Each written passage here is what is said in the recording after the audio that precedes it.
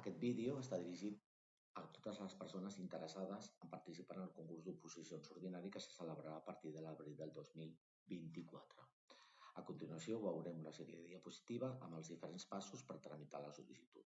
Recordeu que el termini es va iniciar el passat dimecres, dia 20 de desembre del 2023 i finalitzarà el proper 19 de gener del 2024. El que haureu de fer és entrar a la web d'educació.gencat.cat, oposicions, personal docent, concurs d'oposicions ordinari, i allà trobareu l'enllaç per presentar la sol·licitud. Com podeu veure en pantalla, és important tenir a l'usuari EasyCard o un certificat digital per poder iniciar el tràmit.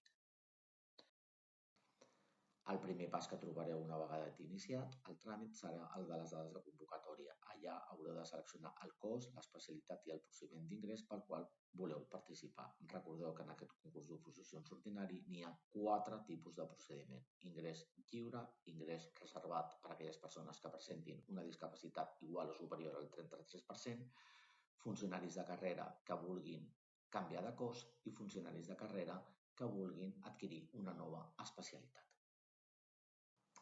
Al segon pas, haureu d'introduir les vostres dades personals i les dades de contacte. Aquí heu de tenir present que totes les dades personals, número de telèfon i adreça electrònica que declareu a la vostra sol·licitud es consideraran com les úniques vàlides a efectes de possibles notificacions. El tercer pas està restringit a totes aquelles persones que siguin aspirants amb discapacitat. Quart pas, també tan sols l'hauran d'emplenar aquells aspirants funcionaris de carrera d'un cos docent que vulguin participar en qualsevol dels 3 procediments que veieu aquí en pantalla.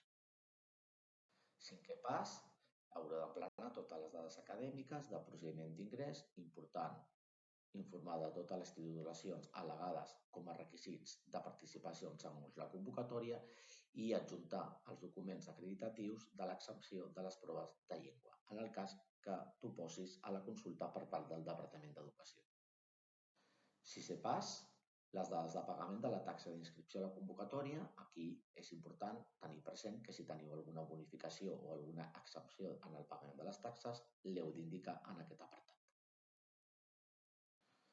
Setè pas, indicar l'àrea preferent on voleu fer les proves. Vuitè pas, activar la casella d'informació bàsica sobre la protecció de dades. I el novè pas, donar-li a continuar i el botó de tramitar definitivament. Una vegada heu fet tota la tramitació, rebreu un correu electrònic amb una confirmació de presentació de la sol·licitud i més endavant rebreu un segon correu electrònic amb la carta de pagament.